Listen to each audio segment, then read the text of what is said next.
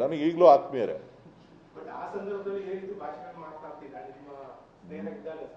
ನನ್ನ ಸ್ನೇಹ ಇದ್ದಾಗ ನಾನು ಈ ಥರದ ಭಾಷೆಗಳನ್ನು ನಾನು ಕೇಳಿಲ್ಲ ವೈಯಕ್ತಿಕವಾಗಿ. ಸೊ ಜನ ಹೇಳೋರು ಭಾಳ ತುಚ್ಛವಾಗಿ ಮಾತಾಡ್ತಾರೆ ಅಂತ ಹೇಳಿ, ಆದರೆ ನನ್ನ ಮುಂದೆ ಯಾವತ್ತೂ ಈ ರೀತಿ ಆಗಿರಲಿಲ್ಲ. ಅಲ್ಲ, BJP-ನಲ್ಲಿರೋ ಸಂಸ್ಕೃತಿನೇ ಇದಾ ಅಂತ ಪ್ರಶ್ನೆ ಮಾಡಬೇಕಾಗ್ತದೆ.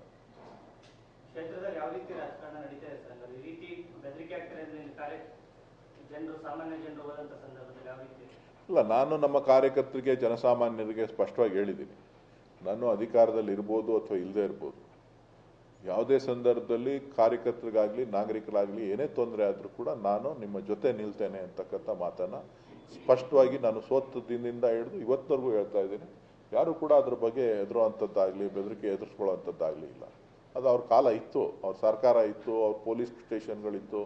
ದಿನ ಬೆಳಗ್ಗೆ ಇದ್ರೆ ಕೇಸ್ಗಳು ಹಾಕ್ಸ್ತಾ ಇದ್ರು, 108 ಕೇಸ್ಗಳು ಹಾಕ್ಸ್ತಾ ಇದ್ರು. ಒಬ್ಬೊಬ್ಬರ ಮೇಲೆ ರೇಪ್ ಕೇಸ್ಗಳು ಹಾಕ್ಸೋರು, ಗಾಂಜಾ ಕೇಸ್ಗಳು ಹಾಕ್ಸೋರು, ಇವರೇ ಮಚ್ಚು ಇದು ಇಟ್ಬಿಡೋರು, ಅವ್ರ ಮನೆ ಮೇಲೆ ಏನೋ ಇಟ್ಬಿಡೋರು, ಎಲ್ಲ ಬೇಕಾದಷ್ಟು.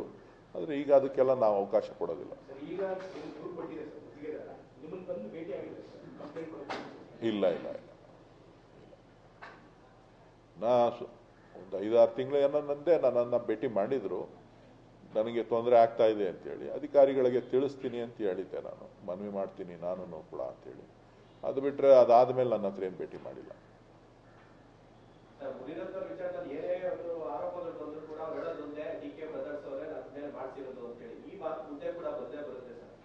ನೋಡ್ರಿ, DK ಬ್ರದರ್ಸ್ನ ರಾಜ್ಯದಲ್ಲಿ ಕೆಲವು ನಾಯಕರುಗಳನ್ನ ನೆನೆಸ್ಕೊಳ್ಳಿಲ್ಲ ಅಂತ ಅಂದರೆ ಅದು ಇದು ಎರಡೂ ಆಗಲ್ಲ.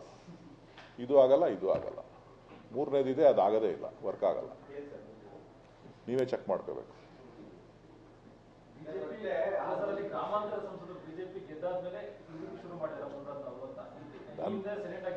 ನನಗೆ ಗೊತ್ತಿಲ್ಲ, ನನಗೆ ಅದ್ರ ಬಗ್ಗೆ ಮಾಹಿತಿನೂ ಇಲ್ಲ. ನನಗೆ ನಿನ್ನೆ ಸಂಜೆ ಈ ವಿಚಾರ ಗೊತ್ತಾಯಿತು. ನಿನ್ನೆ ಸಾಯಂಕಾಲ 5-6 ಗಂಟೆನಲ್ಲಿ ಈ ವಿಚಾರ ತಿಳಿಯಿತು, ಈ ಥರ ಹಿಂಗೆ ಅಂತ ಹೇಳ್ಬಿಟ್ಟು. ಅದಾದ ಮೇಲೆ ನಾನು ಕೆಲವು ದಾಖಲೆಗಳನ್ನು, ಕೆಲವು ವಿಚಾರಗಳನ್ನು ಕೇಳಿದಾಗ ಕೆಲವರು ಒಂದಷ್ಟು ಕೊಟ್ಟರು. ಆದರೆ ಅದೆಲ್ಲನೂ ಕೂಡ ಮುಖ್ಯ ಅಲ್ಲ. ಬಹುಶಃ ಇವತ್ತು ಹೆಣ್ಣು ಮಕ್ಕಳನ್ನು ಮತ್ತು ದಲಿತ ಸಮುದಾಯವನ್ನು ಮತ್ತು ಜಾತಿಗಳ ಮಧ್ಯೆ ಯಾವ ರೀತಿ ವಿಷಬೀಜವನ್ನು ಬಿತ್ತುವಂಥ ಕೆಲಸ ಮಾಡ್ತಾರೆ ಅನ್ನೋದಕ್ಕೆ ಇದೊಂದು ಸ್ಪಷ್ಟ ಉದಾಹರಣೆ. ನ್ಯೂಸ್ ಫಸ್ಟ್, ನಿರ್ಭೀತಿಯಿಂದ ನಿಮ್ಮ ಪರವಾಗಿ.